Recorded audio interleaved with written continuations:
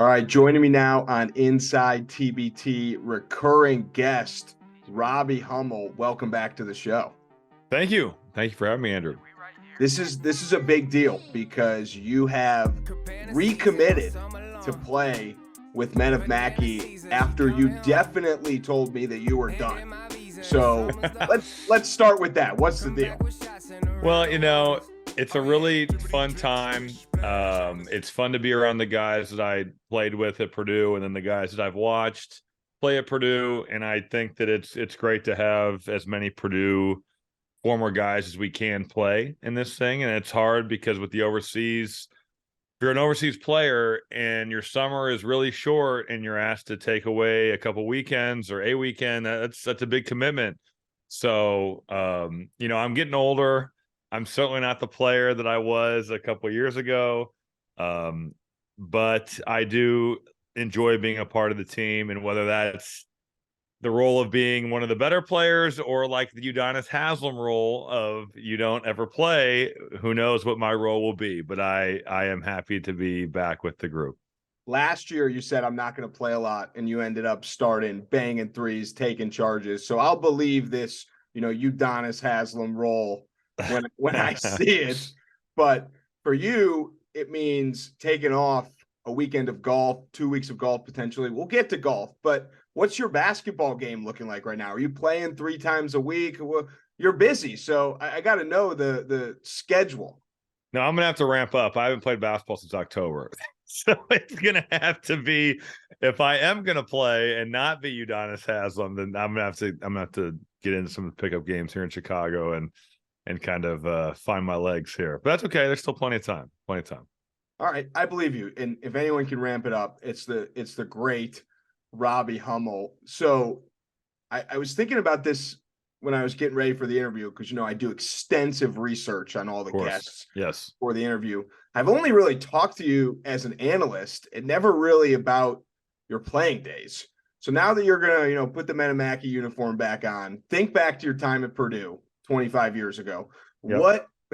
What are some of the 25. moments and games that really stick out to you from your time there? Man, it's hard to pick just one. My favorite thing when I think back is just how close our group was with Chris Kramer and Keaton Grant and Juwan Johnson and Etwan Moore and myself and Lewis Jackson, Ryan Smith, DJ Bird. You think about that core group of guys, and it was such a special 4 or 5 year deal where college basketball is amazing because you get to play with some of your best friends. You live with these guys, you go to every meal with these guys, you have study tables together, you go out together, you do everything together. And that's why I think the pros can be such a jarring difference, because all of a sudden guys have families or guys have their college friends that become kind of their entourage. And it's just a different kind of dynamic than when you're living in the dorms or you're living in apartments all together. So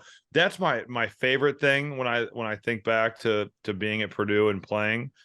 Game wise, it's hard to pick one. We beat West Virginia on New Year's Day. Deshaun Butler was a great player. That West Virginia team ended up going to the Final Four before Deshaun got hurt. We beat them at Mackey. Just playing in the Big Ten is an incredible experience to get to have those venues and play at places like the Breslin Center or Assembly Hall or play a home game at Mackey Arena. Those are pretty special cathedrals of college basketball. And it's not like the rest are not good either. Assembly Hall, now State Farm Center, whatever they call it there in Champaign, is a great place to play. There's a lot of great venues, the Kohl Center. Now we didn't have it at the time, but the Rack or Jersey Mike's Arena is a great venue. There's just so many cool places you get to play. You play against guys like Tom Izzo and some of the coaches that were in the league. But to pick a game, boy, it's really hard. That West Virginia one for sure. There was a 2-game stretch my freshman year, and my freshman year was probably the most fun because it was unexpected. I just hoped I got to play. I hoped I got minutes was my goal going in. I hope I get to play some.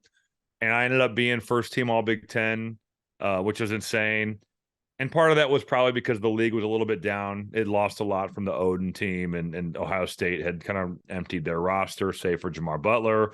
But we had a 2-game stretch where we beat Wisconsin on the road, and we were only the second Big Ten team to have won at the Kohl Center behind D. Brown and Darren Williams, Illinois teams. And then 2 days later came home and beat Michigan State, who was a top 10 team. So both teams were ranked in the top 10. And it was like surreal.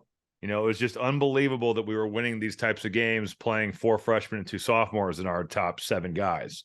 So it was such a fun year. And then after that, kind of expectations certainly make it a little more stressful. And my junior year was a blast, but it sucks that I blew my knee out in February, so that kind of put a damper on that one. So I would say those 2, my freshman year or the West Virginia game, are up there for sure.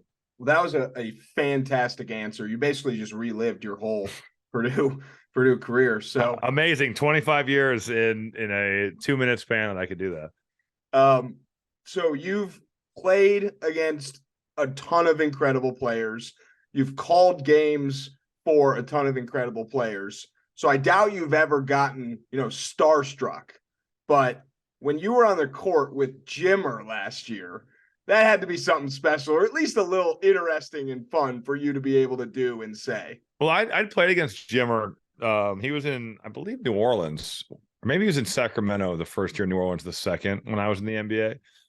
So I played against Jimmer before, and actually it's been fun with USA Basketball. I've been helping out for some of the 3-on-3, so I've been around him a lot this spring at some of our camps and whatnot, and I'll be around him this coming weekend for the lead up to the 3-on-3 USA Nationals. So I'd like to say it was fun, but I mean, I was awful, and we also didn't really give him a game in the fourth quarter. I thought Kelsey Barlow, we kind of overextended Kelsey a little bit. We're asking him to do, hey, guard Jordan Crawford or Jimmer and score 25 points, and certainly put a lot on his plate. So we'll have to, ease that burden. And I think some of that is going out and getting a little more depth, guard play wise. But yeah, I mean, whenever you're on the floor with a great player, and Jimmer is a great player, has had a terrific career, both playing in the NBA and then going overseas. And a lot of guys can't survive overseas just because it's such a grind and it's so hard. And you go to China, it's a different deal because the season's a little bit shorter, but there's a total language barrier. Like, at least if I go to Spain or I go to Italy, there are certain words that are similar. We're still based off Latin. So like there's similar things that you can communicate. Mandarin is not an easy, there's no cognates in Mandarin. There's no similar words, right? It's a totally different alphabet, different language. The cultures are very different. Now, he was lucky. He was playing, I think, in Shanghai, which is a very international place, but he went over there and thrived. And I think him playing 3-on-3 is a great thing to get involved and be in the mix for the national team. So a long answer, but the answer is it's always great to play against great players. It was not great to not play well against other great players, which is how I felt about the way I played. Fair enough. That's definitely a fair answer to the kind of unfair question I asked about, a game that you guys unfortunately lost. We joked last year, we made that little video, me and you, where you were bringing the ball up the court and you were announcing for yourself. Yeah, what a tremendous accomplishment that was. If we had some higher quality cameras, it would have been like a This Is SportsCenter type commercial. There you go. But yes. Are you ever with friends or watching the game with, family, friends, etc., and you just start talking as if you're calling the game and they're like, Robbie, shut up? No, I don't think so.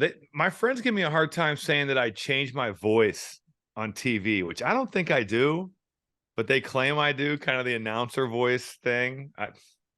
That's a pretty easy thing to turn on, turn off. I can watch a game and not be in like analyst mode.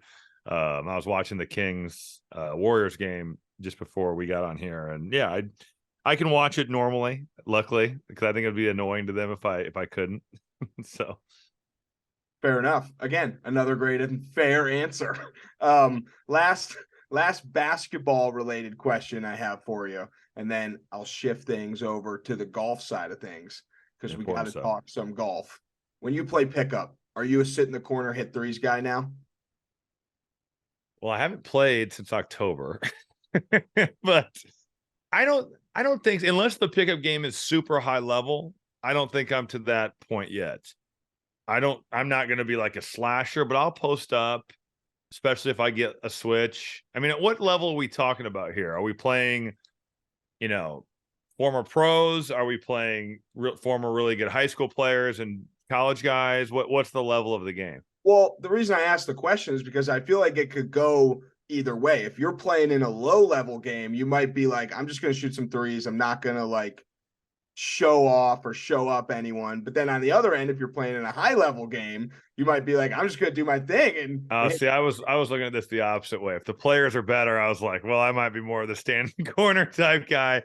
And if the players are worse, it's like, yeah, I could, I'll play pick and roll. I'll drive the ball a little bit. I'll do some other things. But I think it kind of varies in between those two states, depending on what the caliber of the game is. So if I brought you to like my Wednesday night low quality pickup game, I'll be handling the ball, playing pick and roll. I'll be, getting to my pull up, doing some other things probably. I love it. That if you want to come, get back into the swing of things, that's that can be step one. That can be step one for me. Absolutely. I love it. All right. Couple golf questions for you. What's the game looking like right now? I know you played today. I know you played over the weekend. How's it looking? It's good. I'm driving it well. I'd say I'm like I've been putting my score. I'm keeping a handicap for the first time. So I haven't gotten to the 20 rounds necessary to do that yet this year, but I'm probably at like a 9 or a 10, which is solid. Having not played for most of the winter. Yeah, I'm hitting it well. Got to keep down the irons in a little bit, but the weather was awful today. I went out there purely because I'm leaving tomorrow and I'm like, I want to go hit some golf balls outside, not in a simulator. So I went out there and froze, and I feel like I look like it. I've got 4 layers on still. I just walked in the door. Really windy, really crappy spring in Chicago, unfortunately. It has not been a warm, fun spring, as you know, as a Chicago resident. Mild winter, though. Very mild winter. Yeah. What would you sign up? Would you rather have a brutal winter, but once it becomes April 1st, it's like spring and summer here? Or would you rather have the mild and then we're kind of still in winter today? It's 48 degrees right now and raining. I think that's just such a tough question because today I obviously would rather now you sign up for the brutal, but then you're like, boy, but then I need this mild winter. Yeah, we didn't have any of those weeks where it was like -5 for a week straight. No, nor did we have snow. There was never really snow on the ground. And those are unbearable. So I think I would rather take what we had this year. Yeah, we're paying the price now. Yeah, but now we're getting, whatever it is, global warming, whatever the reason is, not going to ask why. We're getting September, October, November golf weather. That is true. It has stayed warmer later, I feel like, the last 4 or 5 years here. Yeah. So, all right, last question for you. It's presented by Chipp Golf Company, new sponsor of Inside TBT. They make these awesome custom golf gloves. Sweet. All right, you definitely got to check them out. My question for you, what's the angriest you've ever been on the golf course? It didn't have to do with my play. I feel like I concealed this pretty well. I was more embarrassed, but I was kind of mad too. This is 4 or 5 years ago. I was out with a couple of my high school teammates. Scott Martin was one of them. So Scott was at Purdue with us and went to Notre Dame. And we were playing at this course in Indiana, Northwest Indiana, a really nice course. And there was they drained one of the lakes, or a couple of lakes, actually. It must have been really dry. And maybe they were doing it intentionally too. And one of the guys, we always compete. We're pretty similar level players. Or we were at the time. I've gotten way better than him now. And I hope he hears that. But he hit a ball into one of the lakes on the 7th hole.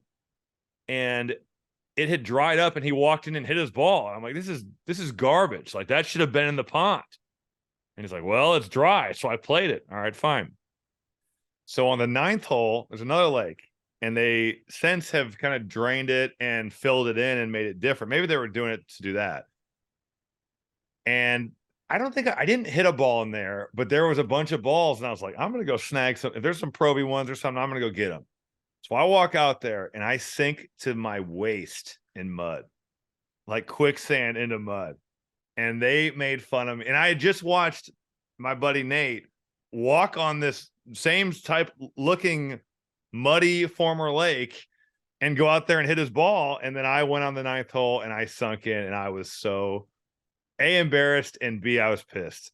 I was pissed. Luckily they had a hose. Like, they hosed me down. I mean, it was disgusting. So that was probably the most mad / embarrassed I've ever been on the golf course. My takeaway from that is it sounds like your glove probably got ruined and you had to go get a new one with Chipp Golf Co. Yeah, Chipp Golf.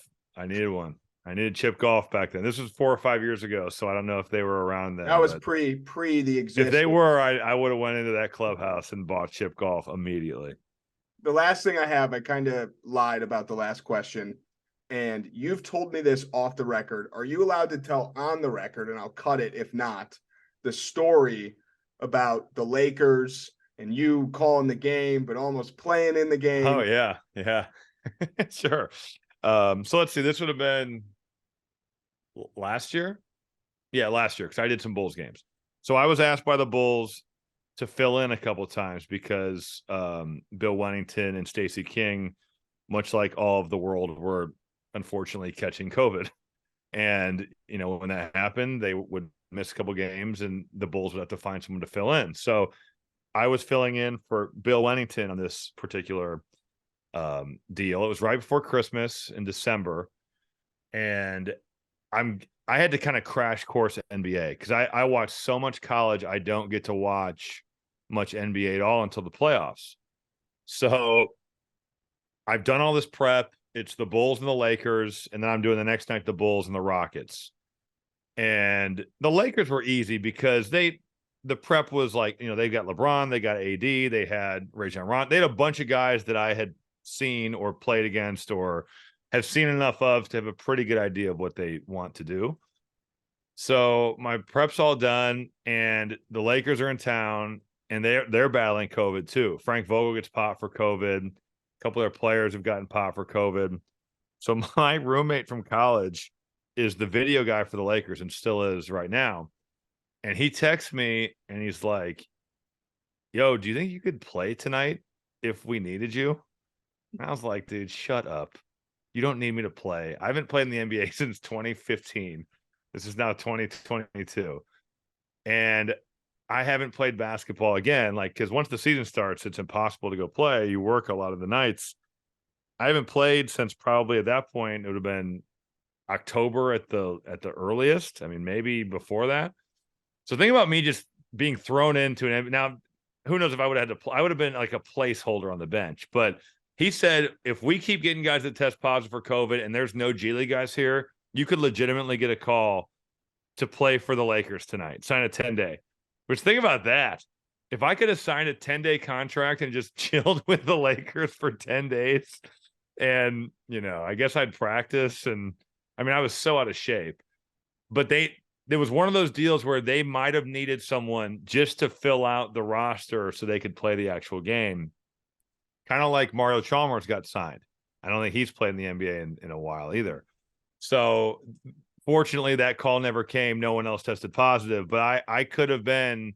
I think the Bulls G League team was out of town, so there weren't like guys in Chicago. You know, they were looking for people if it happened that could fill a spot on the bench and give them their 8th guy so they'd be eligible to play. And I almost was that guy. Unfortunately, I was not. That's crazy. And correct me if I'm wrong. You then also got pulled from the radio booth to the TV during that 2 game span. Well, no, that was fast forward to New Year's Eve. So then I did 2 weeks later, I was with the Bulls doing TV because Stacey had got it. And Adam Amin had a false positive test like 2 minutes before the game. So I'm like, got my headset on. And the producer says to me, Robbie, mentally prepare yourself to call this game by yourself. I'm like, this is my first NBA game I've ever called on television, you know, and it's not any different than doing a college game. The people are different. The game's a little bit different. the skill level is way higher. But in my mind, one of the I don't know, I think it was the director told me he was watching the screen that was the camera on me. We had like the open, and he said I just put my head in my hands and just was like, dear God, please don't let this be the first game I ever do. So they brought over, while they were waiting on Adam's retest, Casey Johnson, who's the Bulls beat writer and has been since the Jordan years, basically gets a headset from wherever he was sitting, and we called he was just like, I'll do play-by-play. I was like, thank God. Please. I don't want to do it. You know, I've never done it. So I take it, dude. I'm glad to do that. And the funniest thing is when he got on the headset, he goes, hey, Robbie, I'm Casey. And I said to him, hey, nice to meet you. Is it Casey, like Casey, or KC, like KC? And so we didn't even know each other's names, which is crazy. And it actually wasn't horrible. And then Adam came back and called the game from the second quarter on, and KC did a phenomenal job. And actually that was a DeMar DeRozan buzzer beater. And then I went to Washington, D.C. the next night with him, and he hit another one. Crazy. So I kid you not, and I'll let you get out of here because I promised you like 10 minutes and we're at like 30 now, but I kid you not. I'm watching that game. I'm like texting my brother, talking to him on the phone. I go, oh, Robbie Hummel's calling the game. That's cool. I go, okay, now it's just Robbie. And I go, all right, update. It's Robbie and Casey Johnson. And then the second quarter, I text my brother. I go, I don't know what happened, but Robbie and Adam, it's them again now. So Adam has returned. Yeah. I wish I had a heart rate monitor to see what my beats per minute for my heart was when I was told that Adam might have COVID and might not be able to do the game. I mean, it's just, you want to do a good job. You want to make a good impression, so they'll ask you back if the situation arises again. And in my mind, I'm thinking, I can't do a good job calling this by myself. It will be so terrible. I don't even know how it would have gone. I mean, it would have been bad. So thankfully, Adam came back, and thankfully, Casey was like, I'll do play-by-play. Good. Please do. Well, there you go. Robbie Hummel literally does it all. Plays the game, calls the game, almost doesn't call the game, almost plays the game. He's coming back for Men of Mackey this summer. Is it the last dance, or you're not ready to call it that yet? I mean, I did say I wouldn't play last year, and here I am. So don't believe me at whatever I say. It could be the last dance, might not be the last dance. Who knows? We'll never know. All right, thanks for coming on the show. Clocking out early, that's the dish I don't like. Been getting paid since I was riding on the bike. Hit the pedal with the 8th, hopping on the 9th flight. I've been chilling out of sight. I'll be at the bar tonight. Told the bartender, go and take my card to swipe. You try the same thing, but your card get declined. White rappers nowadays, no one not too hard to find. I'm so dapper with my ways, I'm gonna linger in your mind. Always told me good things, welcome to those who are patient. But I've been way too patient, writing bars in my basement. I'm anxious in the real world, it's time for me to say this. The basics, the talent in my mind, I can't waste it. My life is too safe, it's my time for risk taking. I'm baking my mind, every day it's the same ish. Lazy, my grind needs to get a new facelift. Coming from the underground and busting through the pavement. Rock with it, and lean with it. My team win it, my team win it. Now rock with it, and lean with it. My team turn up when I spit it. Now rock with it, and lean with it. My team win it, my team win it. Now rock with it, and lean with it. My team turn up when I spit it. Don't think that I'm playing because I'm saving the game, and I said that I will be more because oh yeah, that is so raving, racing and pacing around all these lanes in my lane, out my way, unless you're trying to pay me. Not from the playpen, it's coming from the jungle. When you hear the bell, you better be ready to rumble because I'ma grab the gloves and I'm gonna flex my muscles. Go ahead and spit some bars, but you're probably just gonna mumble. A lot of rappers these days really need to get them humble because they think they at the top, they better stop before they stumble. Cause I'm swiping all their biddies while they swiping right on Bumble. And your girlie calls me daddy, but she only calls you uncle. But no, we not related, homie.